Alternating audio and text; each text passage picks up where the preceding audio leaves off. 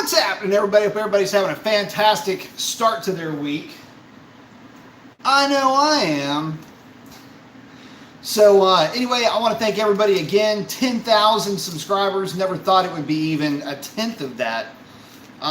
Thank you all very much for that. And in talking about that, well, as you can see right over those guys right there, the Hoosiers are in. Yay. Literally within 10 minutes of me getting them mounted and balanced, it started raining. So wasn't able to get the car out and get the tires kind of set in. Mark Corleone's in with the arm flex. I like it. Wasn't able to get the car or the tires, set in, make sure the rims aren't going to spin on the bead for the rebalance and all of that, because it started raining. But I wanted to give you guys a little bit of a kind of a preview for an upcoming video that I'll be doing, basically showcasing these tires. Obviously, we're gonna try to be getting this car to the track on Friday. That's the plan. It is supposed to be gorgeous on Friday. So the plan is to now get the car basically ready for the track on Friday, get a few street hits, try to get the tire, if it's going to spin the rim on the tire itself or in the tire itself, try to get a few test hits, get the rebalance done if it has to, and go from there. I'll kind of walk you through some of the steps on that, because running these types of tires, the real sticky stuff, what'll happen is that the rim will spin inside the tire slightly every time you get on it. It's really prominent when you first get the tires mounted. The tire shops will use kind of a grease, and that's the reason why you got to do that. So anyway, I'll kind of get you guys a tail of the tape here in just a second on those tires. Biaga is checking in saying, what is happening, B? Got the hands up. I like it. Sam saying, I really hate doing electrical work. Makes my head spin like slinks in the rain. All right. Yeah, electrical sucks. But anyway, getting back to it, any initial, impressions of the tires? Well, if you compare these to the 305/45/17 ET Street R, there's more similarities than there are differences. These things have really good tread depth. They weigh roughly the same, and I'll get to the weight here in just a second, but the weight is pretty similar. The size is very similar. The height is very similar. There's really not a lot separating those tires from the ET Street R, except for the fact the ET Street R is, I guess by definition, a DOT legal tire. Now, there's a lot of folks that'll pretty much tell you, and I'm one included, that tire is, it's a street tire in name only. There's really nothing about that tire that gives it any hope or chance of ever being a daily driven tire. It's just, you wouldn't even consider that. But taking it out, street hits, drag race and things like that, it's perfect. Basically street to strip, back to the street, and get you home. That's really all that you would want to do with tires like this anyway. So, hey, what's up, everybody? All right, so let's see who all's in here. Let's see. Oh, some Ferrari guy saying, so I don't think I can get my catless headers through the New York inspection. Are high flow cats a good idea? They're a very good idea. Just use metal substrate. Don't use a ceramic biscuit catalytic converter, especially if it's one of those minis. You're actually losing flow capacity with those things. Bad idea. You need to get a 200 cell metal substrate catalytic converter, or else stick with your stock system, because I am not kidding, that small little ceramic catalytic converter is actually losing flow capacity when compared to the bigger one, because you simply have more surface area to pass those exhaust gases through. The ceramic biscuits are all 400 cell biscuits, and the got him, body count 1. Oh, we're also going off of a 3 body count tonight. It's over under. Anyway, the ceramic are 400 cell count, the metal substrate are 200 cell count. So that'll give you an idea in terms of flow. The more cells, the more flow. In this case, the only way to get more cells is to have a bigger cat. Anthony G saying, hello, Mr. 10K. Thanks, man. I appreciate that. I'm pretty stoked about that. Eric Taylor saying, good evening, Professor B. Good evening, Eric. So, anyway, getting back to it, let's chat about the tires for a minute because, like I say, really there's more similarities than differences. So the tires themselves, brand new, obviously without the rim or anything else like that, are basically 24 pounds. I think the website has them listed at 22. Based off of my scale, there are 24. So, you know, I don't know if that's a big difference. But here's the twist. When compared to the ET Street R, that was, and this is completely worn out. This is with that tire down to the cords. That tire was a little over 24 pounds.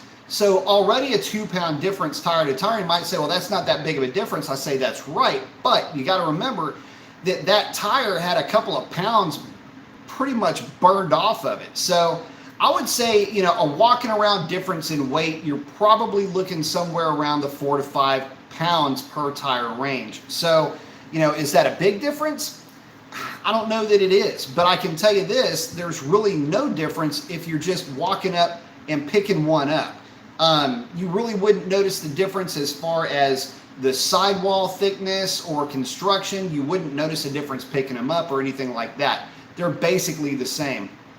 In terms of height, these tires, when mounted, brand new, never run or anything like that, come in exactly at 28 inches.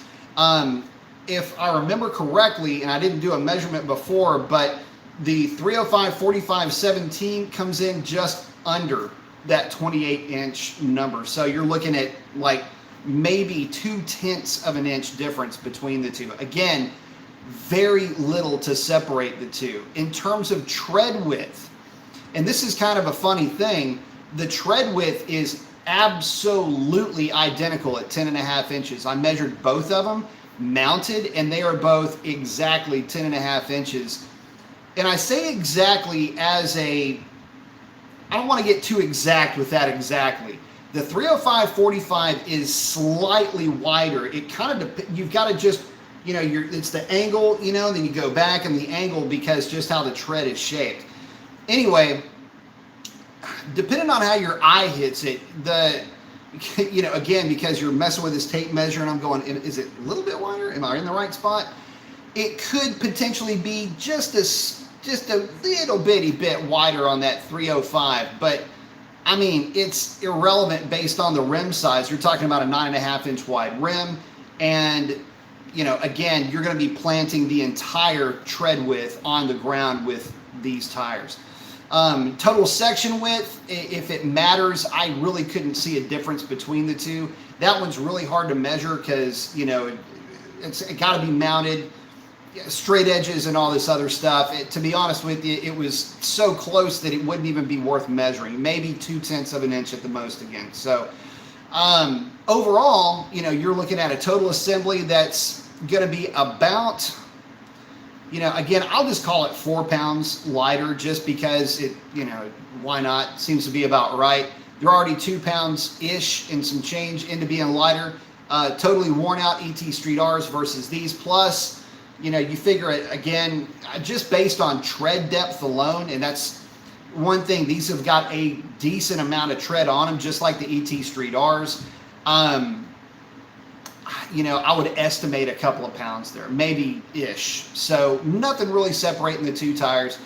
One thing I did notice, though, is that the compound on these ET Street Rs is softer. At least initially it felt softer.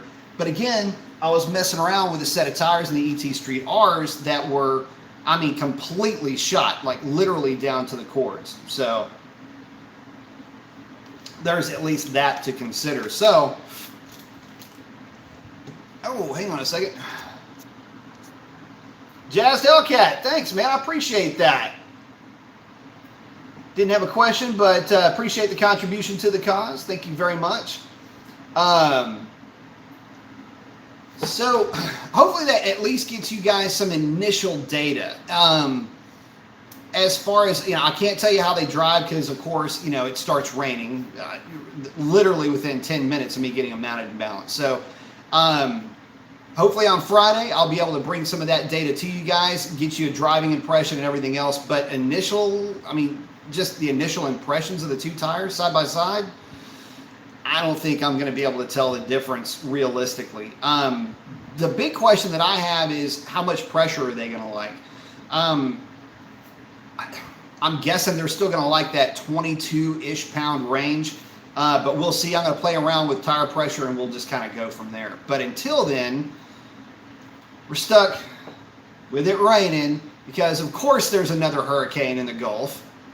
I mean, I don't even know how many hurricanes we've had. You know, I just ran out of names, started using some other language to describe them. Anyway, Eric Tyler saying, good evening, Professor B. Good evening, Eric. Let's see. Sam's talking about haven't had fun until you worn cheap tires down to the cord in 15 minutes. CJ's checking in. Hey, brother, what's up? How's it going? It's going good. Sam's saying 2 pounds is big when it comes to rolling momentum. Yeah, kind of. I mean, it's a data point. You know what I mean? It can be big. And it really depends on where the weight is. Is it on the outside where it's lighter, or is it in the carcass where it's lighter? If it's in the carcass where it's lighter, then, you know, that's not as big of a difference. The further out you go, overcoming that inertia, just because it's further away from the center of the hub, is going to make it tougher. And from what I can tell, I mean, the tire is pretty much lighter all the way around. So, Shawnee's saying, I've always thought that 10.5 is where 275 is, but it's not a huge difference in the footprint. Yeah, these, like I say, I mean, you've got to get really down into the just nitpicking to figure out a difference in size between the two. Like I say, I mean, I was on my tape measure, you know, just back and forth going, okay, is it lined up really in the right spot? I had to get that meticulous with it just to satisfy my notion that they were the exact same width. I mean, again, maybe just like this much more on the 305, but it just was not enough really to call, if I'm being honest. And again, Jazz Hellcat, thank you, man. I appreciate that. Sam's saying he needs to get some 325 slicks for his truck. Sean's saying, I missed the height. How close is the height? So here's the thing. I wasn't able to get a height on the old tires that would at least be a relevant measurement because they were literally all the way burned down to the cord. But I will say this.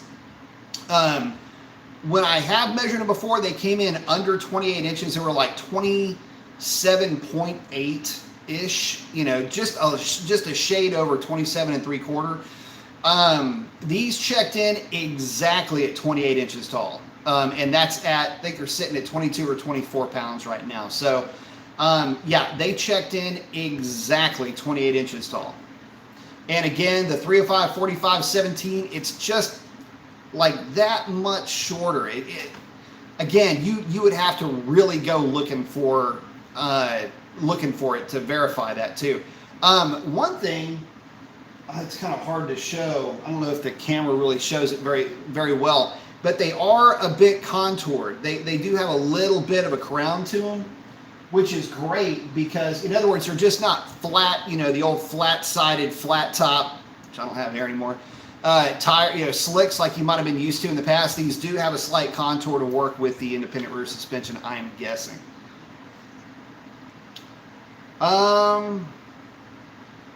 CJ's asking, are the internals on the 5.7 Hemi the same strength as the internals on the 6.4?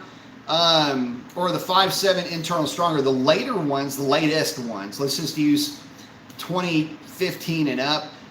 Yeah, they're plenty strong. There's guys out there running huge numbers with 5.7 rotating assemblies. So yeah, I wouldn't worry about, I mean, unless you're looking to build a bunch of power with a 5.7 liter displacement, don't have any reservations about it. How about it? Jess Hellcat saying, you're welcome. Thanks again, man. I appreciate it. Slash is asking, how's the Archangel battery doing?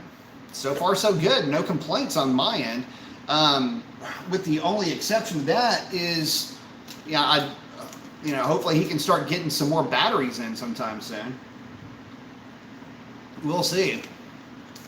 But no, my battery's doing great. And if he's able to get some batteries, I would recommend his battery. But I just don't know that we have any realistic, legitimate battery alternative to the Archangel. Archangel is really good in its capacity. That's the main thing. You can have one of those and basically have it more or less forever. Shawnee's asking, how late can you race on Friday? Because it looks like it's going to drop down to 55 degrees, which should be a little bit negative DA.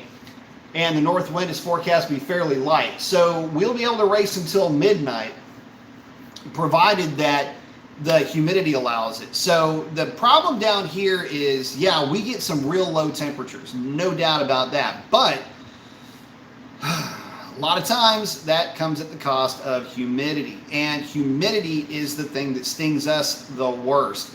Any of the supercharged applications, humidity ain't your friend. So I think the best passes are going to be had probably between 8 and 9 o'clock, maybe 8 and 10 o'clock at the latest.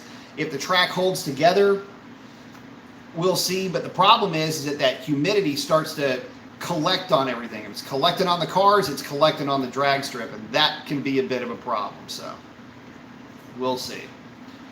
Let's see. Brenda's saying, I'm getting the tires mounted on my Ford Star D5s tomorrow. I'm hearing that the clearing of the brakes is really close. Do you think the tire weights will be an issue? For the 18x5s, they might. They need to mount the weights on the outside portion of the rim. So, yeah, that can be a big issue. Mine, I think, have the old school lead weights, hammered weights. So, might be an option for you. Oh, Sam's saying, I think the old Cam and Block 5 liter sounds better than the Coyote. A lot of folks do. A lot of that has to do with the fact, though, that the Coyote uses an X pipe instead of an H pipe. Dean's checking in and saying, what up, Mason? What's up, man? Sean's saying, sounds like the overall footprint will be very similar, and there's nothing wrong with giving up such a small amount of height. Yeah, I don't see there being much of a difference there. My main concern initially was just going to be stability, but it doesn't look like that's going to be the case. Oh, man, Jared, thank you so much, brother. I appreciate that. Huge contribution to the cause. Jared says, thank you for the genuine and authentic content. This is very refreshing. The knowledge you are distributing is very much appreciated. Got the 2 arms up, man. I appreciate it. Thank you very much for the kind words. Yeah, no, man, shoot. Thank you very much for hanging out with us. If you've got any questions, shoot them. I'd love to answer anything I can. So, but thank you very much. I appreciate it. Very much. Let's see. Oh, as far as the footprint goes, and man, Jared, thanks again. As far as the footprint goes, yeah, no, it's going to end up being identical. But for me, it was a stability thing, and my big question mark was, what's the sidewall going to feel like? And I mean, if it's thinner, it's not by much. I mean, we're talking, if it is thinner, it would be like a layer of rubber thinner. So I'm just not seeing a huge difference between the two. I'm hoping, ooh, almost got that one. Ah, dang it. Anyway, trying to get y'all the over on this one, but we haven't, a lot of Skeeters have been not around lately. What I'm hoping is the tire's still as stable at speed as the other tires, but as the Mickey Thompsons, but I think that's pretty much going to be a no-brainer. Like I say, the way that the tires feel, the way that they weigh about the same, they're about the same size, they basically do roughly the same thing. Oh, and price. I keep forgetting about the price part of it. So, take this for whatever it's worth, guys. I know that a lot of y'all, either you might need a DOT rated tire or you feel more comfortable with the DOT tire. I get that, even though if you look at a set of ET Street R's, there is nothing, and I mean nothing, that's going to help you out if it gets rainy outside. If any water gets on the road, just pull over and wait till everything dries completely. but there's no, I mean, the only thing linking it to having any semblance of a street tire might be some ridges, right? So would I be cool driving these on the street all day, every day, twice on Sunday? I wouldn't have any problem with that. But let me circle back around and tell you guys the price. First of all, walking around price on a set of ET Street R's in the 305, 45, 17 price range, as of, you know, the end of October in 2020, is somewhere around $330 a piece. That typically will include shipping. I guess that's a decent enough deal, but the problem is that nobody else makes another tire to go up against it, so you don't have any other tire to compare it to, performance for price. You can't really, you know, load the scales up if you don't have things to compare. So, closest competitor being these, not dot legal, which, and I don't, if anybody were to ever hassle you over that, then you'd probably be getting pulled over for something else. But, $253 a piece. So basically, you know, call it $250 just for lack of a better way of putting it. If you get free shipping and you're not charged tax, that's a $150 difference for a pair of these tires between the two. And I guess my question to you guys is, number one, is the dot legal designation even worth that to you? Two, you know, if you're only driving, say, I don't know, an hour, maybe 30 minutes to an hour at the absolute most, these might be a great alternative to those ET Street R's, mainly because, and again, I don't have the, you know, stability tests or anything like that to go off of, but I mean, I've driven my ET Street R's quite a bit on the street and didn't have any problems with them. I'm assuming these, since they're so similar, basically, I'm assuming they'll be the same, but think about that for a minute. That's $150 a set. And that's a lot of money. So I guess for me, you know, I got to looking at it and I was thinking, well, damn, they're lighter. In my opinion, they fit the rim the exact same. I'm looking to see, like, maybe if the sidewall was a little bit more bulgy on the ET Street R's, but I mean, they seem to fit these 9.5-inch wheels like they were meant to, which is fine. Stability is there. Basically, everything is there. You've covered all the bases, with the only difference being the DOT designation, the Department of Transportation designation, making them street legal. I think the Hoosiers get the nod, man. $150 less, and they're lighter? Shoo. Anyway. CJ's agreeing with Sam on the sound. Got the flows on his. I always like flows with the 5.0. And again, Jared, thank you very much. Sean, thank you very much. Got the dancing pair over there. I like it. Peter's checking in, saying he's been taking his Charger Scat Pack to track days this year. I've done H&R lowering springs and adjustable front control arms, rear camber bushing. What would you recommend for improved handling? Number one, get the car aligned if you haven't already with the setup that you've got. You've got to have a solid contact patch on those rears, so make sure your alignment is on point. Aside from that, you're down to tires at this point. You know, a set of 888s, if you really want to start getting aggressive, is the way that I would go there. You know, from there, there's really not much else to do. I mean, the cars are actually not that bad from the factory with a few tweaks. But running the right tire, I know that Motorsports Ranch down here in Houston, it's a closed circuit track.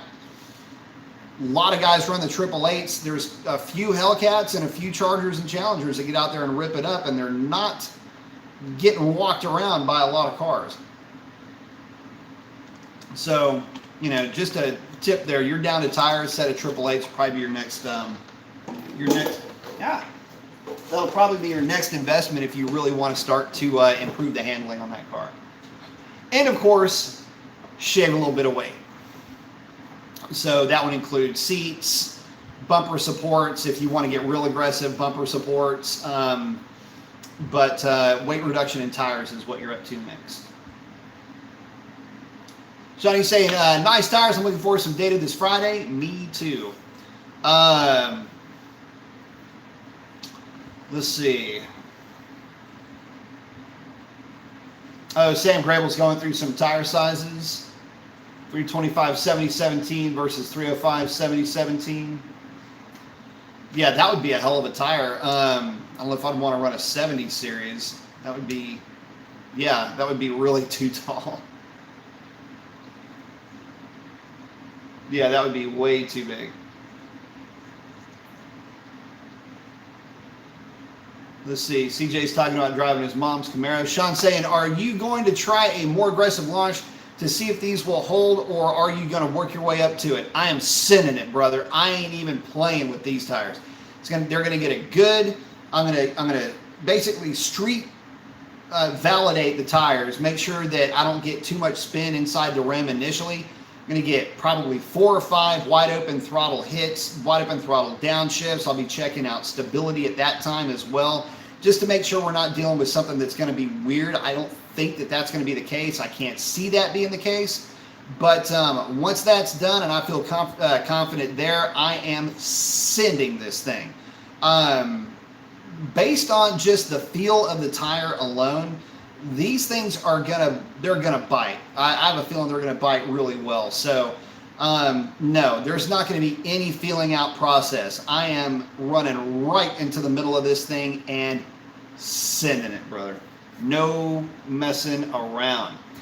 And I have to say that, you know, just in messing around with the tires, just, you know, playing with them, feeling them, you know, the way that you do, hugging them, the way that you do with new tires, I'm thinking that these are actually going to end up being a little bit better than the ET Street R in terms of how they're going to grip. So let's get into the conversation that I had with Hoosier.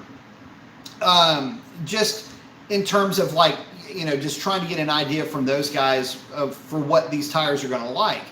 And it was interesting because this is a new tire. This tire has only been out now for, and this is at the longest about 6 months. They haven't done a ton of marketing with it. And in the 17-inch size, and this was validated by the gentleman that I was speaking with over at Hoosier, I mean, the real age of it's maybe 3 or 4 months. They don't have a ton of data to back this tire up yet. So we started talking about, well, I've been running the ET Street Rs up to this point. Now I'm going to be running these Hoosiers. What really should I be looking at in terms of, you know, just air pressures, things like that? Basically, treat them like every other drag radial. That's kind of the end of the discussion. Somewhere between 18 and 22, these things are probably going to be very happy, the same way that the ET Street Rs were. I like a little bit more pressure than that. The ET Street Rs will manage more pressure than that, but that's also if you've got a track that's prepped well enough to give you that ability to run more pressure. So I'm going to be starting off around 22. I'm going to start off at 22, make the hits, see what she likes, and then go from there. I may try them at 23 or 24 just to see if they will manage that. But I've got such a strong feeling that these things at 22 are going to be, I think 22 is going to be the sweet spot, 22 to 24. So that's basically where I'm going to be starting with these tires. But it was interesting in having that conversation, just the fact that there wasn't a whole lot of data on the tires. And so I'm more than happy to get them whatever data that they need, especially considering the fact that it looks like it's going to be these tires that are going to be taking us into January and February, where the DA starts to drop significantly. And we can start looking to try to put Little Miss Revlon deeper into the 10s, if not into the high 9s on stock boost. Honestly, I think these are going to be the tires that are going to get us there. Again, primarily because of the compound. I think that, well, and speaking of compound, they do seem to be a little bit softer. It may lose a mile an hour at the most at the big end of the track. Compared to the ET Street Rs. I'm not sure what the coefficient of friction is between the two tires, but I can tell you this. these do feel softer, and obviously more traction is going to translate to higher rolling resistance at the top end of the track. You know, I'll take it if it means that I can happily launch the thing and cut, you know, mid high, like 175 or 145, or sorry, 1475 to 1465, 60 foots with the car. So, you know, if I can get the thing into that range, you know, it'll be just fine. I won't worry about what's going on in the back half of the track. Plus, speaking of the back half of the track, so one thing that was annoying me, and this is something that I'm actually really looking forward to with the Hoosiers. So it's kind of a tale of three different tires here. You've got the 305 45 17, which is what I've been running. You've got the 28 10 5 17, which is what I will be running. But then you have arguably the absolute most popular tire, and I guess this is kind of the elephant in the room, right? You've got the absolute most popular tire, which is 305 45 18. So really the question is, where does this fall in line with these two Mickey Thompson tires? It falls right in the middle in terms of height. And that's significant for what I'm doing with Revline. And the reason for that is the way that the car is geared now with the 309 gear, and where I have my shift points going down the track in really good DA, the car shifts into sixth and then goes through the traps. It's shift traps, just like that, with that slightly shorter tire. The thing is that I get this extra shift with those tires that I don't necessarily want. Now, the other day when I took the car out on the Nittos, which was the only time that car is ever going to see a drag strip with those Nitto 555 R2s, the car was shifting just at the finish line. And that was with, you know, a slightly shorter tire. But anyway, getting to it, the cars that I've messed with the 18-inch combination shift just after that, basically the finish line. What all of that means is that with this tire coming in the middle, it's going to shift probably right as I'm going through the traps. Based on my power, the weight, the DA, and how this thing runs on the back half of the track, that would put me right at about 134, 135 miles an hour going through the trap on the big end and then shifting. That would be ideal. So, again, another reason why I think that these tires are going to actually end up working better. Number one, they're lighter, and they're only going to get lighter with more passes. But the height of it is going to allow me the ability to go through the traps at basically at my shift point, roughly, you know, like say 6,400 RPM, I'm going through the traps on the big end.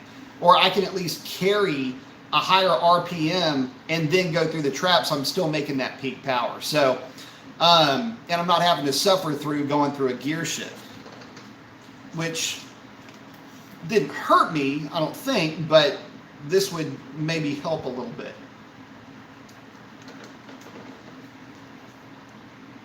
Let's see. Peter's saying, on the track, I'm getting really high oil temps in the 290s. Can you, I guess I'm asking, can you mount a Hellcat oil cooler on a 6.4 or other options? Well, the oil cooler is basically the same on the Hellcat. You're going to want to run a standalone. You want to run a different oil cooler. You're going to want to run something that's, you know, basically, you know, about the size of a, about 3/4 of a sheet of paper. So 8 by 10 oil cooler is what you're going to want to run. 290 is way too hot for your oil temps. If you're up in that range, I would suggest moving to a 20W50 to maintain your viscosity. You want to have a viscosity of, if you're going to stay at those temperatures, you want to have a working viscosity of about 10. That's the engineer's spec typically revolves around that 10 viscosity at operating temperature. So, you know, if you're working at a much higher temperature, that viscosity is going to keep dropping and dropping and dropping, so you're going to want to go with something a little bit thicker initially. Just make sure that you let her warm up before you start wailing on her. But yeah, I wouldn't even mess around with anything like that. I'd go secondary oil cooler for sure. Run a fan on it as well, manual switch. I wouldn't even waste time with a thermostatically controlled switch. I just kick the thing on right when you're in the pits.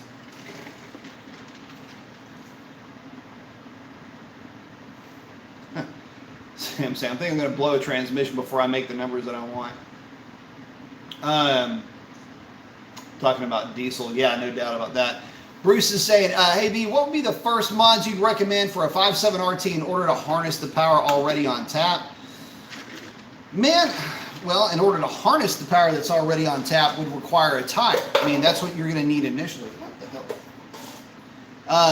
You're going to need a tire, first of all. Any drag radial in any size will do, as long as it fits properly on the rim. So first and foremost, get yourself a tire. Secondly, tune in a trans tune. I mean, that's kind of the next step anyway. You're going to have the ECU unlocked.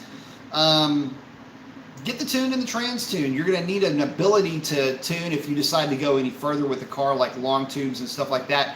You're going to need a tune to tune in your transfer function for those exhaust pulses. So a tire, a tune should get you well on your way to where you need to be.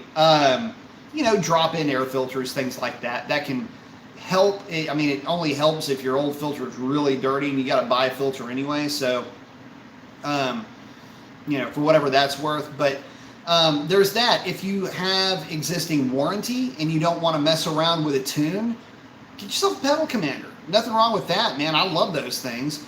And quite honestly, pedal commander and a tire, you know, throw a cat back on it and you might have just found the cheat code to the best bang for the buck modifications for that thing. So that's the direction that I would go.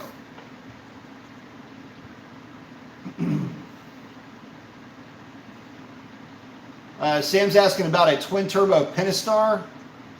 I mean, it'll make about 500 horsepower. You know, it'd be a V6 with a turbo.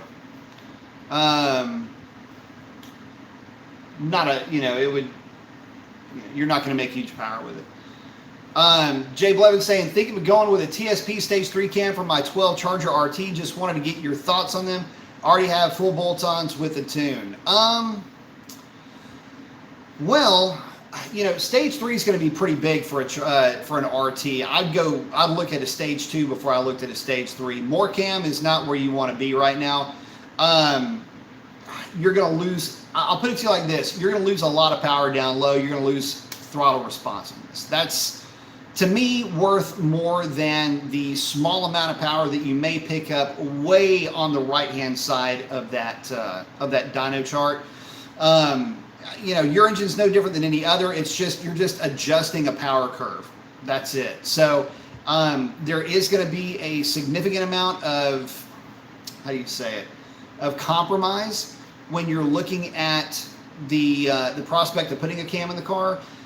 Stage 3, a little bit much. Stage 2 would be about the max that I would look at. I like cams for the 5.7s, you know, somewhere in the 216 duration range. For the 5.7s, that's a fairly healthy little cam for a 5.7. You can go a little bit more than that, but again, you know, I wouldn't suggest doing that unless you've got a manual transmission, you're looking to put a different converter in the car, things like that. Not that the stock converter won't manage it, but again, we're talking about a system here. We're not just a, you know, you're not just putting a cam in the car. There's other components that are going to be affected by how that cam operates within the rest of the, you know, the concert of what makes that thing run. So, oh, and if you're going to go that route, definitely get your intake manifold ported. I just got through porting 2 for Dr. Differential, and I did a car manifold, a car 5.7, and I did a truck 5.7. Both of them needed work. And really, again, when you're talking about porting these polymer intakes, the idea really is that you're blueprinting the intake. You're just getting what the engineers wanted to get out of that intake. So you're getting casting flash and core shift little faults that are in that manifold. You're just basically smoothing those out, making all the transitions smooth, and opening everything up to the size that the engineers had apparently wanted the thing to be in the first place. And the two that I did, both of them had a slight amount of core shift, and they turned out beautiful. The ports look really good. So, CFL James checking in with the arm flex. I like it. Lightgrade's checking in and said, "Hey, I bought a 2018 TA Plus yesterday. Very nice. Congratulations on that. You're gonna love that car." Catalyst is saying, "If you still had your SRT, is running in the 10s a realistic goal?" Yep, it would be in the 10s if I still owned it. I can tell you that for sure.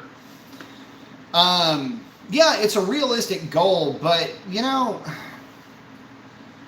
it's a good goal to have, but you got to remember that you are messing with a car that is already behind the 8 ball a little bit when it comes to an aftermarket support base. And you know, yeah, I guess it's different. I can do a lot of the labor myself.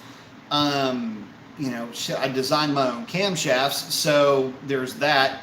Yeah, there's a lot of things that if you have to pay for the labor to do, it gets to be a real pricey, and I mean a real pricey proposition. So what I try to tell guys is, look, if you want to go 10s, I would be more inclined to say, listen, there's a lot of money that is waiting to be spent here. And what does that mean? Well, you've got about 10 grand that you're going to need to spend with heads, cam, intake work, the tuning, all of the exhaust, and basically everything that it's going to take to put a 392 solidly in the 10s. You're looking at around $10,000. The difference between a 10-second 392 and a Hellcat is about the going rate right now on a used Hellcat, because you're talking about a used 392, right? The going rate in terms of difference in price is around $15,000 to $17,000 at the big mark, okay? And I mean at the big mark. So let's say 15 grand. So for another $5,000, and we're talking a full house build on a 392 non-stroker. For an extra 5 grand, you can have a car that may still have warranty, and more than likely would still have warranty, and will walk all over that 392. It makes the proposition difficult. With the only real difference between the two is that the 392 will do it on the street. Hellcat's just going to be a little bit more of a pain in the ass to get to hook on the street, but tire for tire, 392 will hook a little bit better. So, man, listen, you can do it. Guys have done it. One of my, in fact, the car that got one of my very first custom grind cam that I put together for the Hemis went 10s.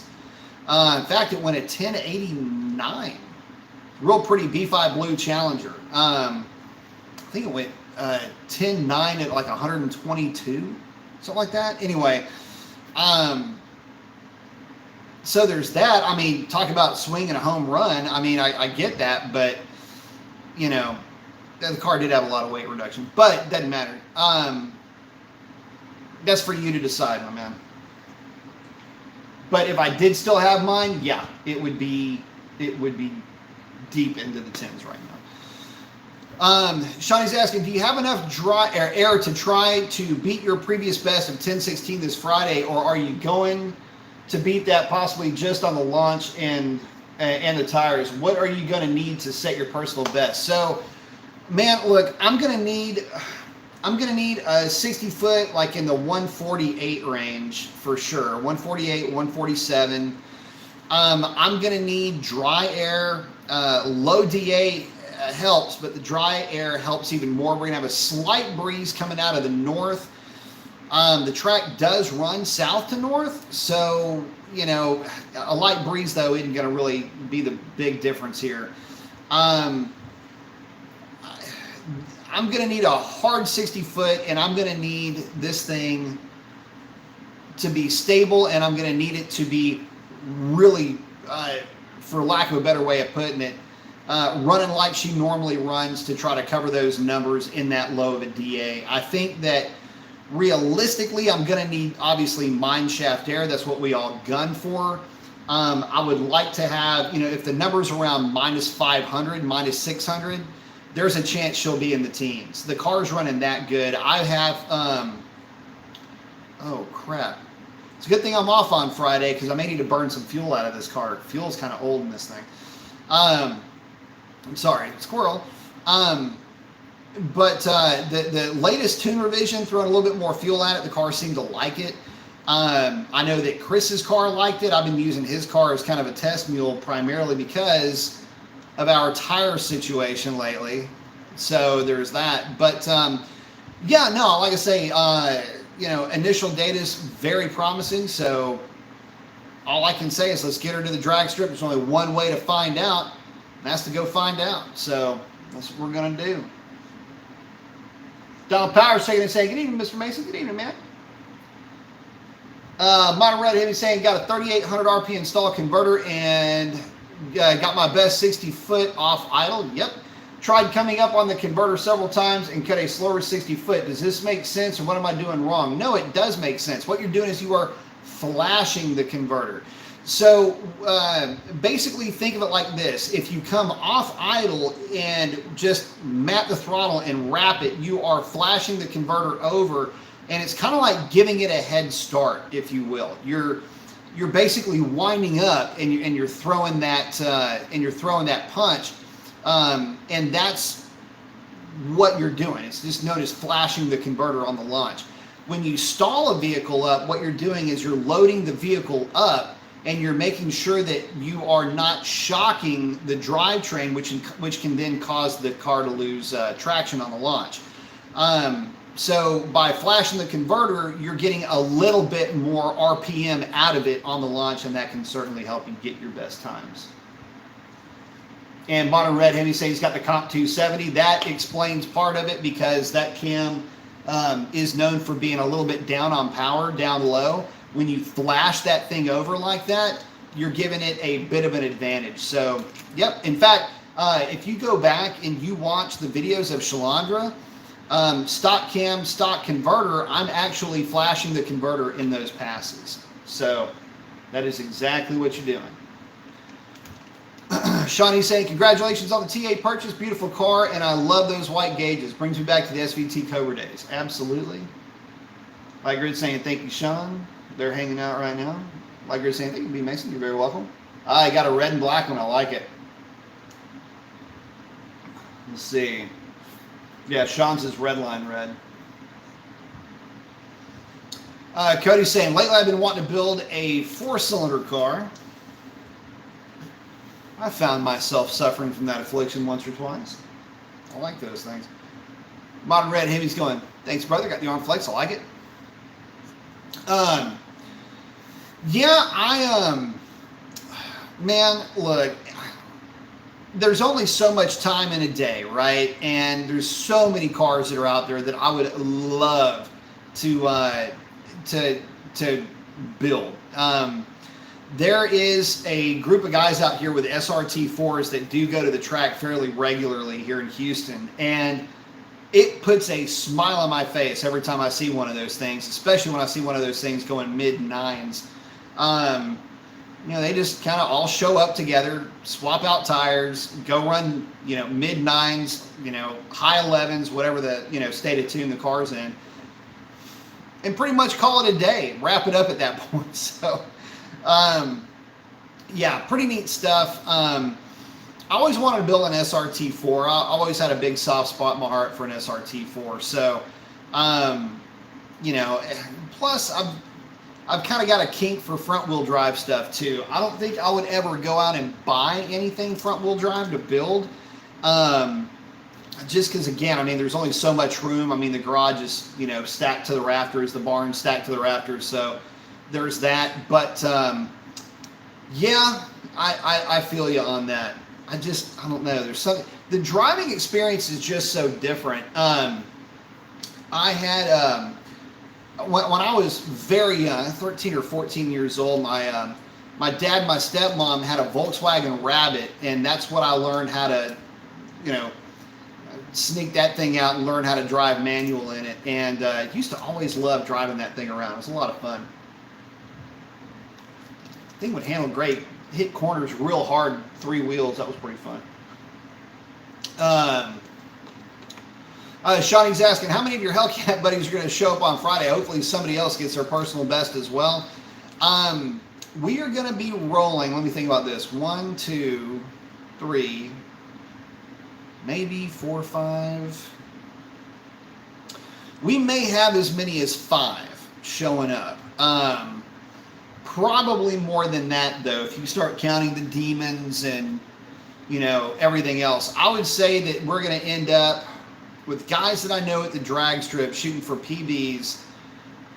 I'm not going to lie. I'm going to say we'll probably, in terms of Mopar presence, cars that are going to be in the mid 10-second range or quicker, mid 9 to mid 10-second range. There's probably going to be just shy of a dozen cars there that'll be going for that. So it'll be a fun night at the track. There'll be a lot of bullshitting and shit talking, I'm pretty sure. So that's always fun. And there's gonna be other guys too. I know that there's several guys I know at the Mustang. The Mustang guys, I'm sure, will be there. It's gonna be pretty sick. This is gonna be the first opportunity to run at that track with a very strong DA. With clean air. Last weekend, by the way, was Spring Nationals, which happened in October. Anyway, COVID and all. But we're going to have, hopefully, some pretty nasty track conditions as well. I'm going to be getting there, basically opening the gate of the place. So there's that.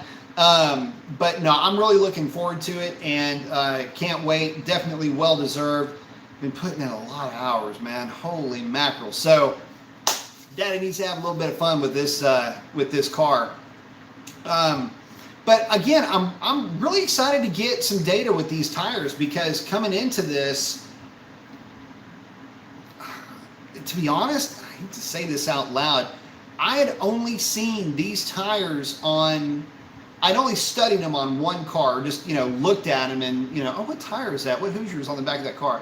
I'd only seen that on one car, and I don't remember seeing another car at the drag strip with these tires on it.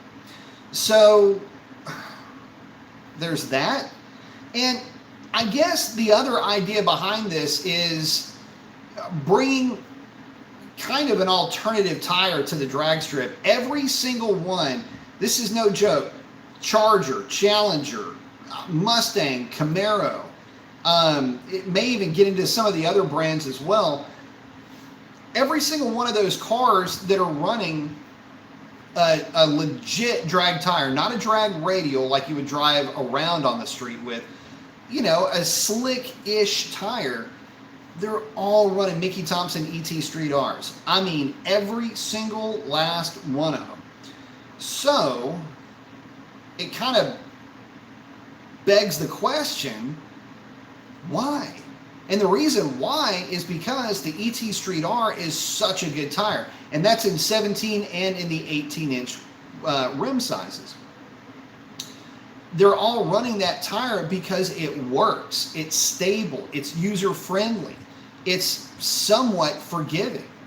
Well, if the Hoosier does all of those things and it checks in at $150 less, might be worth something talking about. And speaking of things to talk about, there might be an actual DOT competitor coming for that ET Street R slot, maybe by the end of next year. So whatever data I can get with these Hoosiers could potentially help to develop that. We'll see. Little inside information I got. But still waiting to find out when those would be available in the 17s and in the 18-inch wheel sizes. But that really doesn't matter because all of the late model guys are going to be running these types of tires. And I want to at least have an alternate point of view when it comes to running these radial slicks. And again, you know, why the radial slick? Okay, so getting back to the tire thing, why the radial slick as opposed to the bias ply? The reason why I wanted a radial as opposed to running a bias ply is just stability. These cars are a little bit heavy, if you haven't noticed. And a heavy car on a bias ply gets a little bit unstable at the big end. So I wanted something that was going to be stable, something that was going to hook, and something I could drive back and forth to the track. Now, look, I get it. The tire is what it is. And again, the only thing keeping it from having a dot designation is just, I'm sure, for it to have a couple of little, you know, lines grooved into it and validated as a DOT tire. There's nothing separating it from the ET Street R that I can tell, with maybe the difference being in the compound of the tire. See, here's the thing. I think that these are softer, and we'll see how well that they last.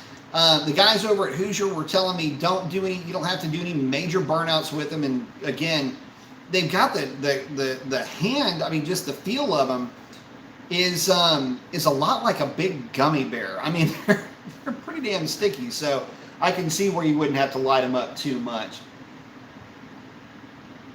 Modern Red Heavy saying, I think you already did that. Thank you, brother. Got the arm flex. Let's see. Lamont's checking in. What's up, man? Saying, Ina B. Mason, even Lamont, saying, quick question about my 392 swap into the RT Durango. I have 345 gears that came stock in the 65 RFE transmission. Should I worry about the trans or rear failing? No, not at all. I wouldn't worry about that for a minute. Not at that power level, unless you start running, you know, real sticky tires. Man, if you start running something that's real sticky, you're taking the thing to the drag strip, things like that, maybe. But I mean, not with what you're looking at. I just don't see that being too much of an issue. By the way, modern drivelines are very robust by comparative standards from stuff from the 80s, 90s. The modern cars are just making a lot more power. They're a lot heavier, and so they just naturally have more robust components. So yeah, I would say you'll be in good shape with that. Man, I'm sore. Shawnee's saying dash cam footage, absolutely. Shawnee's saying, is there a 305 4517 Nitto equivalent?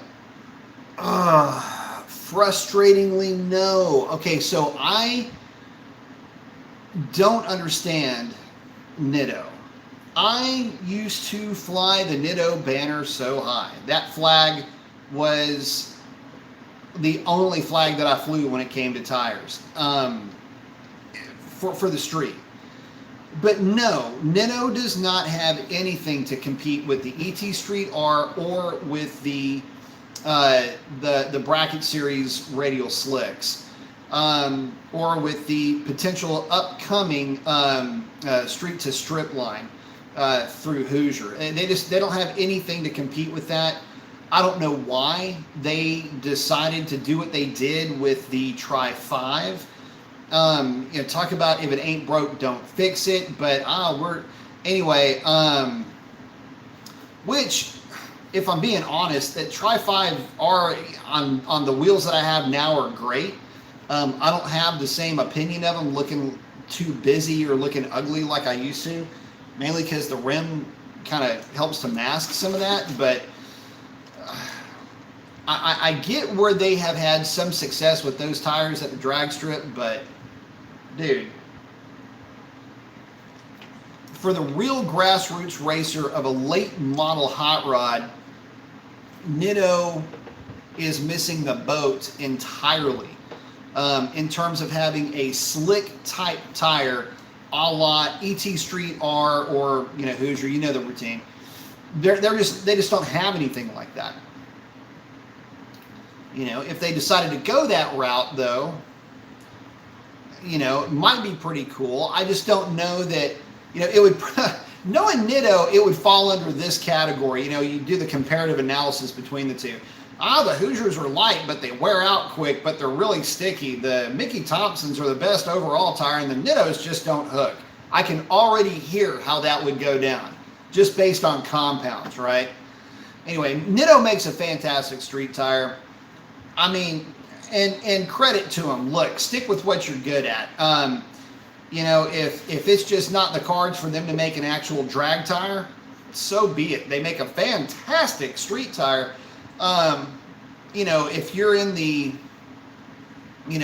horsepower range up to about, say, 725, 750-ish horsepower to the rear wheels, those tires will pretty much hook just fine from a roll. They'll act like a normal tire on a performance car.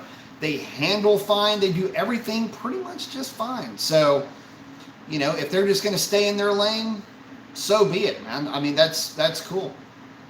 Let's see. Chris is asking, have you had a chance to watch the videos from Uncle Tony? Kind of concerning. I try to keep my idle time down. I have a 2019 Scat. Hopefully things have improved.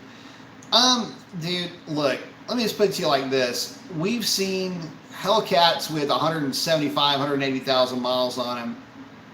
We've seen in the fleet of trucks that I'm personally involved with, or at least with my company, we've got, 20 in this region. I'm going to say 20. It's more than, it's like 23, 22, but let's just call it 20. None of them have had any lifter failures. None of them have had any type of failures like what you might be worried about with this UTG thing. What he's talking about, Uncle Tony's Garage, talking about the lifter failures and all that. I think he's kind of oversimplifying what's going on there. He's trying to find a problem. Basically, he's a hammer looking for a nail. We just haven't seen the issues. Like, if what he is saying is true, then, and that problem was inherent, you would have a much higher percentage of failure rates.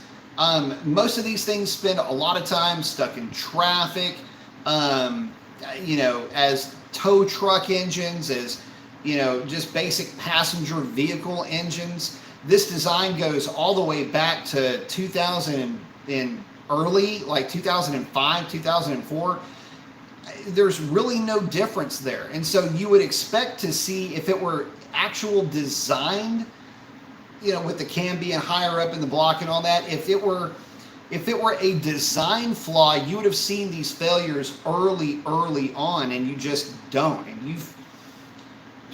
we've seen some of those older 5.7s with 300,000 miles on them, no failures whatsoever. The big issue, from what I can see, was just a metallurgy issue within the actual lifter itself. I don't think that there was anything else going on there, at least not from what I could have told. And to that point, GM has had failures with lifters as well. So,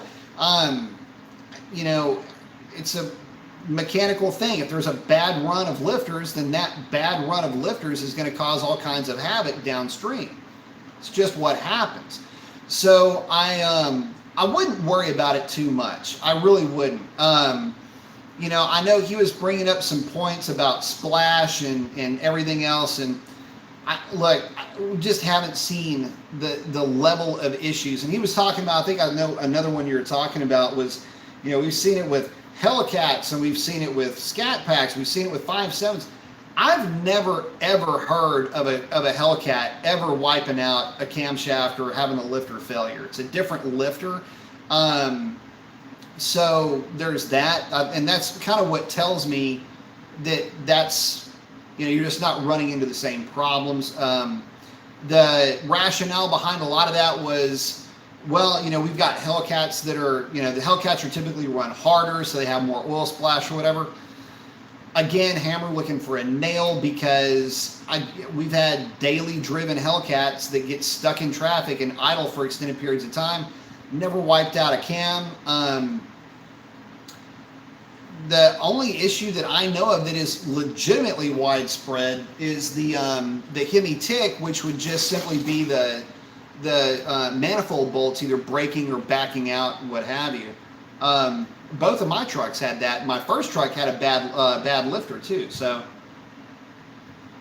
but that was a 2014. And again, some of the earlier, and when I say earlier, really it's like the second gen of the third gen, 2012, 13, 14 and up, the 400 horse engines. You would see that every once in a while with those, but, again, a lot of folks were attributing it to idling, long-term idling, potentially having oiling issues, things like that. Debatable. I'm more on the camp of it was a bad run of lifters, bad metallurgy in the lifters, and when Magneti Morelli made the switch, I want to say that it was, I would say sometime around 2016. I think there was a redesign or something else happened with them. Possibly to improve oiling and better needle bearings. I think that's when the problems went away. To the point where I just really don't hear about them too much anymore. That said, parts do fail, and we had a SRT Cherokee fail at the shop, just sitting there idling. So there's that. But yeah, don't worry about it. It's a car. It's gonna just treat it like a car. If you want to limit your idle time, that's one thing, but don't worry about being stuck in traffic, and don't worry about, it's a car. Just treat it like a car. Albert's checking in and saying, hey D, what are some must-do mods for a 6.4 Nag 1 car aside from a catch can, tire, Hellcat, filter, and engine tune? Brake duct mod? You can definitely do the brake duct mod. I did that to Shalandra. What's your take Dunlop SP Sport Max on 20 as a daily? The Dunlops, any of the Dunlops have been fine. I just don't have a lot of long-term experience with them. I actually like the Pirellis quite a bit for daily use. But as far as other mods go, I mean, you pretty much hit all the usual suspects. There's really not a whole lot left to do. I mean, the big thing here is going to be really narrowing down and getting that transmission tune right. Listen, one size doesn't fit all when it comes to transmission tunes. As a matter of fact, the funny thing about transmission tuning is that it is the most subjective as opposed to objective part of tuning that you can really even think of. Because, what I like, in terms of shifting at partial throttle, you might think is too soft, and you're going to want something a little bit different. Both tunes are valid. Both tunes are equally fine in terms of performance, but it's other areas of performance, comfort, smoothness, versus a sporty, aggressive feel. There's so much more to it. So my thought would be to get the car to where you want it with that transmission tune. But I mean, you pretty much mentioned everything. Yeah, the brake duct mod for sure. Let's see. You didn't mention anything about exhaust. At least I haven't seen it yet. Catback for sure. I would probably go that route as well. But yeah, you pretty much hit it on the nose. Clutch is asking, hey B, I just hit my personal best 0 to 60 time on manual 6-speed, 4.8 seconds. Very nice. It's hard to improve from there because every time I try to launch too quickly, it starts to spin, and the 0 to 60 is ruined. That's right, man. You spinning, you ain't winning. But that's a really quick 0 to 60 with that. And yeah, I mean, again, it's just going to take tires, time, tenacity, man. That's, and a lot of playtime, man. That's the big part of it. Just get out there, have fun with it. Listen, as long as you're out there doing that, you're improving your skill set. You are bettering your driver mod with every practice hit that you get. So don't let it discourage you. You know, you always want to get that better number, but the idea is to be smooth, to be fast. You know, you can see in the videos with me, with Foxy, you know, just trying to modulate that pedal just enough, you know, get the tires just barely hazing, be smooth and quick on the shifts, and you'll get it, man. You will absolutely get it. It's a lot of fun once you start to, you know, once you start getting to the point where you can just kind of do everything at will and you're not even thinking about it. That's when it's a lot of fun. Let's see. Justin Charger saying, saw on Engine Masters that a hooker muffler actually added horsepower compared to straight pipes. All other brands reduce horsepower. Is this possible, or am I in crazy town? No. So depending on how the muffler is constructed, it's a perforated pipe that goes right down the middle of those, basically the see-through mufflers. And in some cases, that perforated pipe, if you're using like a 3-inch system, that perforated pipe may be 3 1/4 inches. And in that case, it's going to act a little bit as, it's not really an expansion chamber. It's a bad way to put it, but you're gonna slow the velocity, and it may help in terms of pulse tuning further upstream. So, yeah, I can see it. You know, folks have been playing around with mufflers, trying to do tricks like that for a while, either with chambers in the actual exhaust or just playing with sizes of pipes inside the muffler. So, yeah. I mean, you won't pick up much, but you sometimes can pick up a little bit here or there. But keep in mind, a lot of that can be just dyno variance. That can be water temperature was 5 degrees cooler, or oil temperature might have been 3 degrees higher with a little bit cooler water temperature. There's all kinds of goofy little things. I mean, you've got to. And this is the thing when it comes to dynos, and this is why I just, you know, you've seen that meme of, you know, Tony Stark where he's, the eyes rolling. When it comes to dynos, there are so many little variables that can start to stack up. You know, these little tolerances, and on the engineering side, call that tolerance stacking. That's what, you know, can be the difference between a, you know, a factory freak, so to speak. Anyway, the idea, to be honest, is that, you know, you've got, with those setups on the dyno, you've got to have everything practically, you know, within fractions of percentages identical to get a legitimate, to get a legitimate, repeatable result, if that makes any sense. To get the results that you're looking for, and to have them be identical each and every time, your water temp has to be identical, oil temp has to be identical, the outside air has to be identical, tire pressure if you're doing this on a chassis dyno, all of that. So I would take it with a grain of salt. If they picked up 1 or 2, okay, but I think that's really more within the noise of the dyno, and you know, again, take it for what it's worth. Hey, if nothing else, it didn't lose any power, so it's definitely worth, you know, giving the nod to, provided it provides the right sound for you.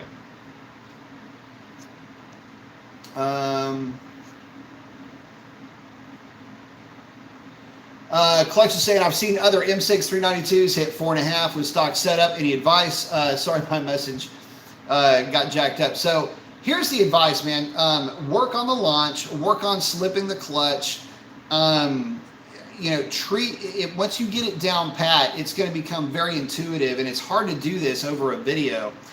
but you're going to want to basically hold it at about 2,500 RPM on the street with a stock setup, and you're going to roll into the throttle and kind of feather the clutch out. You're using your clutch almost like you're feeding the power in really as much with the throttle, but you're really feeding it to the rear tires with the clutch.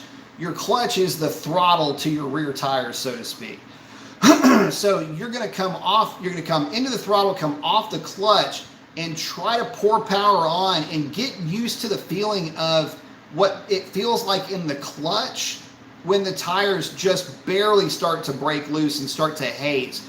When you feel them haze, hold the throttle and slowly let the clutch out. When you feel them start to grab, start to pour the throttle on. All of that is happening bam, bam, bam, bam, bam, bam, bam, bam, like this. That is like super slow-mo for how it actually takes place in real life. So in knowing that, practice, that's the big thing. But that's kind of the way that I would explain how that's working. That's how I do this car. You'll hear the tires making noise, but I'm just barely holding them at that hazing point. And then I'll just grab second and keep it matted just because it's fun to see how long I can smoke the tires in second gear. So, let's see. Shawnee's saying, first model my 2018 Scat Pack 392 6-speed was a Nitto tire for the street. Stock tires are kind of a waste of time. Pretty fun, but that's about it. Very true. Lateral grip is good. Forward grip tisn't. Let's see. V saying, getting a 6.1, looks like he's getting a 300 tomorrow. 2006, 71,000 miles. Is it a good car to use as a daily? Yeah, it's a great car to use as a daily. But my advice, get the oil changed and have everything checked out by a mechanic before you buy the car. Make sure that they're, because cars like that can sometimes get beaten on pretty good. But just checking everything out, replace fluids just based on the age of the vehicle, and I think you'll be real happy with that car. Alex is saying, yeah, I know plenty of people that beat on 6.1s with 130,000 miles. They start every time. Let's see. And saying they also daily. Yeah, I know quite a few folks that had 6.1 300s as dailies, and they love them. Don't know of too many issues with them. In fact, I only ran into, let me think about this. The only problem I ever ran into with a 6.1 was a throttle body problem, of all the things. And I ended up not being the one that sourced the fix. One of the techs did. I'm the one that just basically, played around back and forth, switching out throttle bodies, seeing if I could try to find a root cause for it. I never did. I think one of the techs did, though. I had to go mess with other stuff, and I think they took care of that. Let's see. Oh, Juan's asking, what up, B? Last time, recommended a mild cam, not too crazy for my Charger 392 SRT. The question is, do I need to do something to the trans, or can I leave it like it is? No, I can leave it like it is. You're not going to hurt it.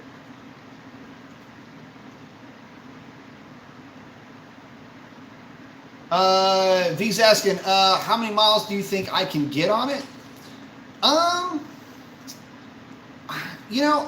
put it to you like this. If you keep that thing maintained, if you keep it, I'll put it like this. If you keep it maintained per the manufacturer's recommendations, basically your owner's manual, 250-ish.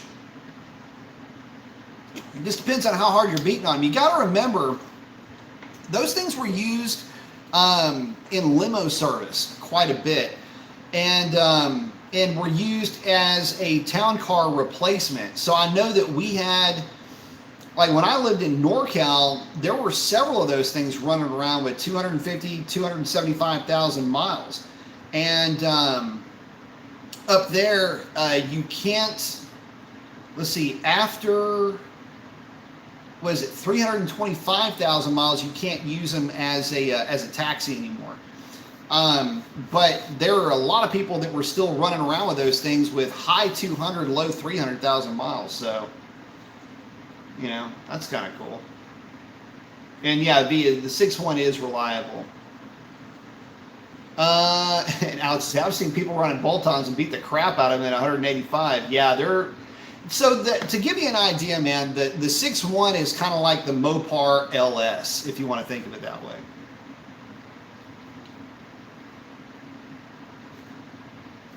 James saying, hey Mason, good to see you, brother. Been busy with trying to get this 392 swap done for my Magnum RT. Thinking of going to an 8.8 rear swap. Any pointers? No, I can't help you out at all with that, man. I wish I could.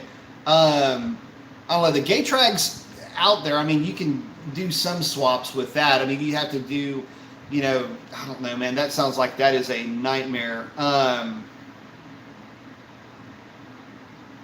Yeah, I wish I could give you somebody. I don't even know where to start on an 8.8 swap. I just don't know. I don't know anything about an 8.8 swap for those things. Let's see something here.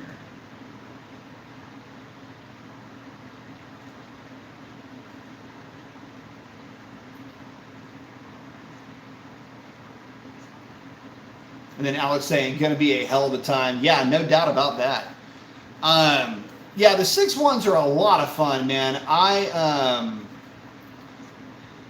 So the 6.1 is really the car that made me fall back in love with Dodge. I remember in 2008, 2009, I had taken a job in Dallas, and there was a black with kind of a carbon fiber stripe setup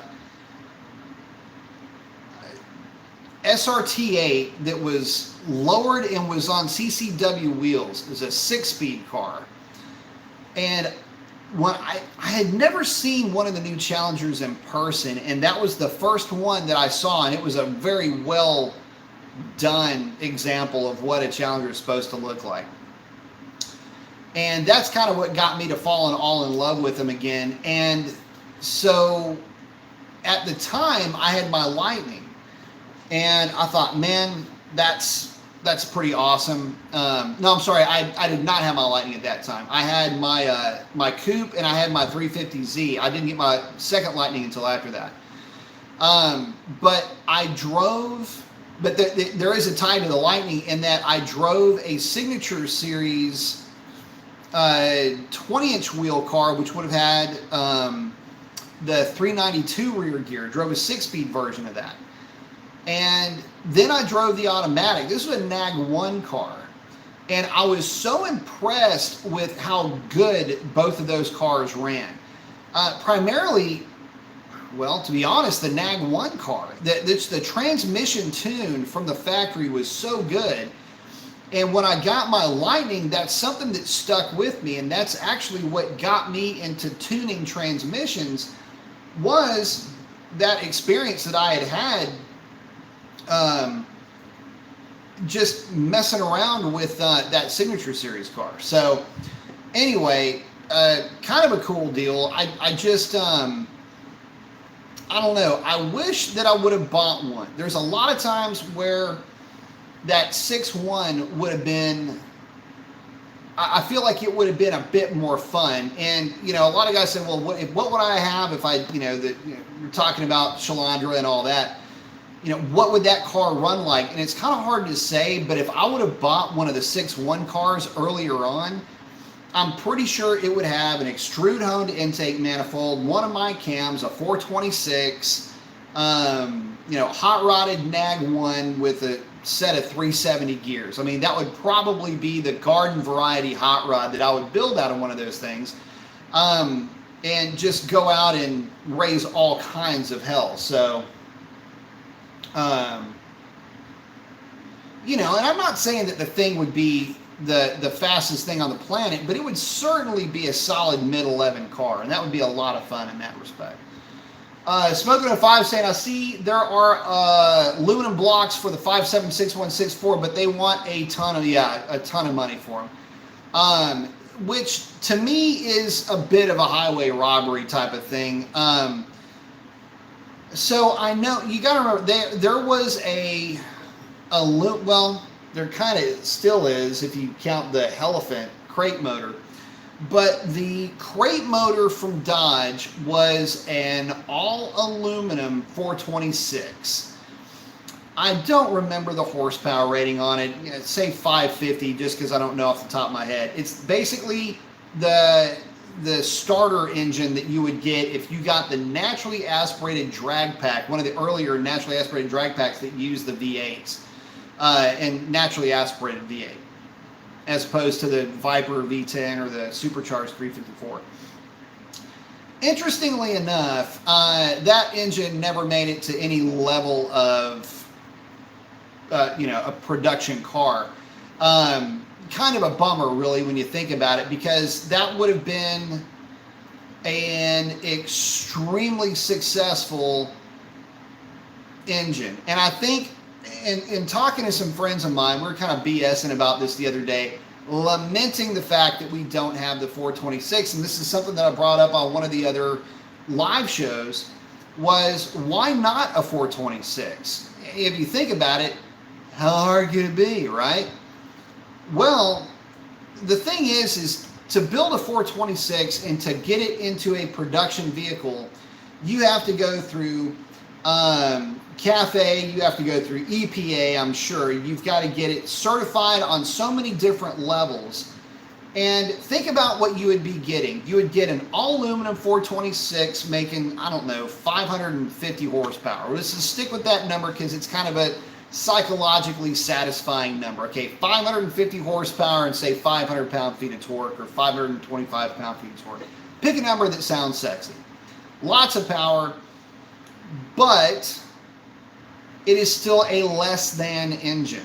What do I mean by that? Well, it is greater than a 392, but less than your garden variety Hellcat, which has already been certified by the government, already has everything going for it that you need to go into every platform that's out there. It's got significantly more power, and it's got the cachet of being a Hellcat. Because you have to remember that 426 cubic inches as a marketing thing, as a because you're marketing that displacement, aren't you? I mean, you're marketing it because of the Gen 2 Hemi 426 and the legendary status that it has, right? Well, the problem is that there's a lot of people just don't care about that. They're looking at power numbers. These are people, my age, which, I mean, I ain't exactly young. I mean, I'm not old, but you get my drift here. We're used to Supras, 3 liters making 600-700 horsepower and up. 426 cubic inch dinosaur engine isn't really going to get a lot of folks all kinds of worked up, right? So, when people hear about, you got to spend all this extra money on a 426, which would probably be somewhere around, an upgrade proposition of, say, I don't know, $10,000. Well, that's going to start putting you dangerously close to Hellcat money. And it would probably be more than that. You'd probably be looking at, because of, low volume numbers and, the cost to get, just all the other costs involved, fixed and variable, you're probably looking at a $15,000 or $18,000 proposition, if not more, because they're going to try to hang that 426, mythical displacement, which is, just kind of arbitrary, really. They're going to try to hang that out there too. So, how much more would it cost the consumer over a 392? Substantial. And it would do great against another 392. And then consequently get a mud hole stomped in its ass by any Hellcat variety that you would see a 392 in. So when folks get all worked up about the 426, to me, it's not economically viable, and that's a bit of a shame. Not to mention, you can reach horsepower goals with a 392, which makes it even that much more difficult to go through all the headaches of putting a 426 together, when realistically, horsepower per cubic inch, you do a 426 with a revised cam and a revised intake manifold that would probably make, again, somewhere in that 540, 550 horse range. But I think the cost would just be so far outside of, what would make it just an economically viable option. Spazman saying, hey, B. Mason, what tire PSI are you running on those MT-ET Street R's 305 17s? I'm fighting the dreaded wheel hop on my A8 Scat Pack. You're probably too low on your pressure.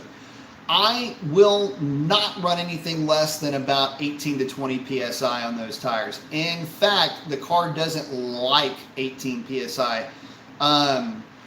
20 would be the minimum, 22, 24 would be the maximum. Stick with those numbers and you'll probably be okay. If you're running into wheel hop any more after that, you might have an issue with the surface that you're running on. And I only say that because I've only run into that problem with those tires at those pressures when track prep has been questionable. Lots of street cars, going out there tearing up the track. That's the only time I've ever run into that problem with those tires in that condition. But that's what I would say. Go with that route. The thing is with those tires, if you try to cheat them down, they don't, in my experience with my car anyway, they didn't respond to lower pressures the way that you would think. Like on a slick, on a bias ply, if you have problems with the thing hooking up, typically you can drop pressure down a little bit and gain a little bit more traction at the expense of mile an hour at the end of the track.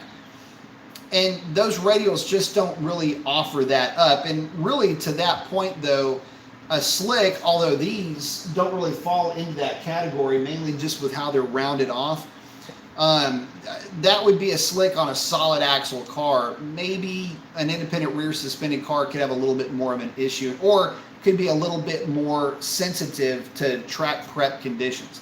Solid rear axle plants the tires flat at launch, or regardless of load, you have a constant flat footprint, whereas independent rear, that footprint is variably changing. Albert, thank you very much, man. I appreciate that.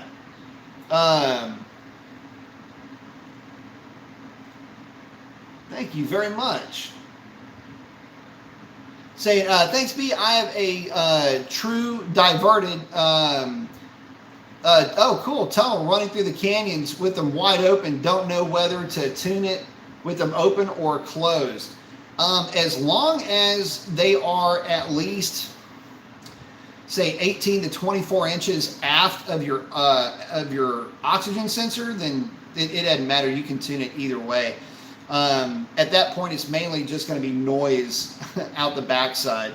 But the main thing is, as long as they're, you're not getting any reverb from those things being open before an O2, you'll be fine.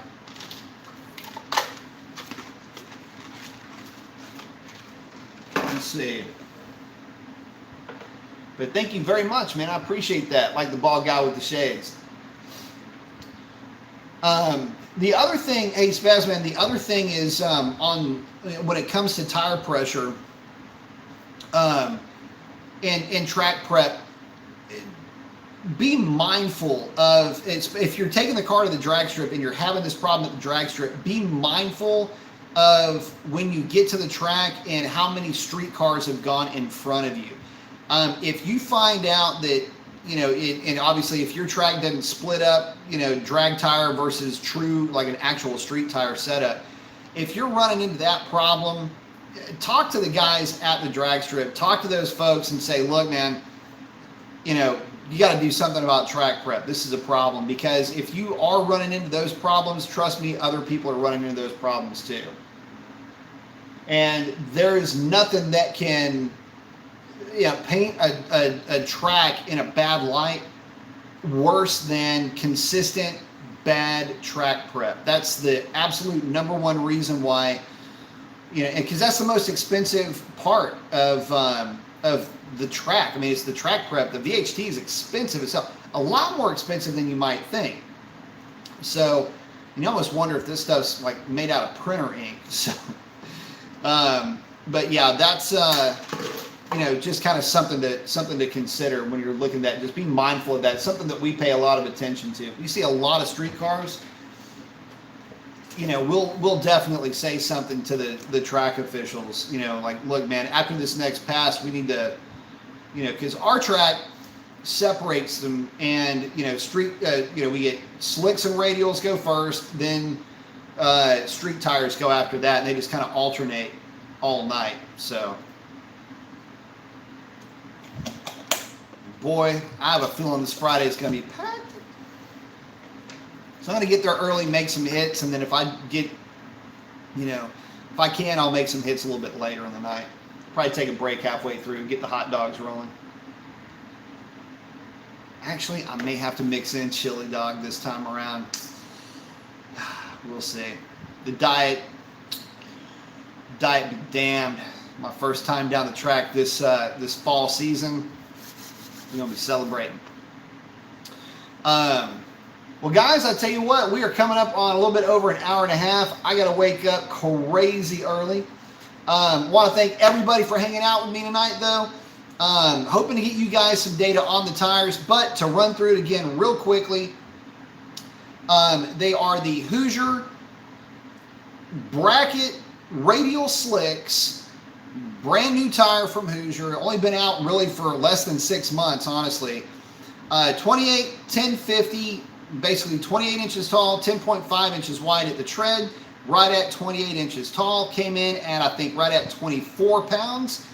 And in terms of size, weight, feel, construction, and all that, extremely similar, if not all but the same as the ET Street R. ET Street R is coming in a little bit heavier. It's by 0.2 of an inch maybe wider at the tread, maybe 0.2 of an inch shorter in the height, but nothing that you could ever tell in the real world. Definitely looking forward to getting you guys the data back on the car. We'll be doing, the typical ride-along videos and all of that. Give some commentary as we go through that. So, with that, thank you all very much. I'm going to go ahead and wrap it up. If you're going to send it, don't bend it. Keep it shiny side up. Love each and every one of y'all. God bless. And we will catch y'all on the next one. That's a wrap. Adios.